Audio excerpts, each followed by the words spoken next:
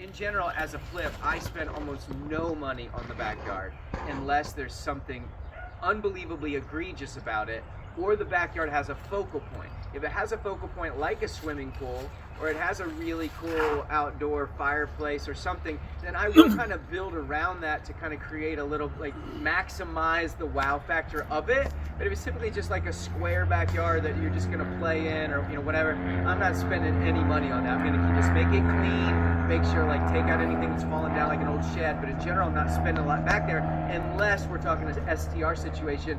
Short-term rental, there's got to be something cool and fun probably back there. It's got to be nice. They're going to be hanging out at the house. Otherwise, I'd leave that kind of like as an empty canvas for the owners to do whatever they want with it. And it's usually kind of an afterthought on a walkthrough anyway. But again, if there's something there that's exciting, fine.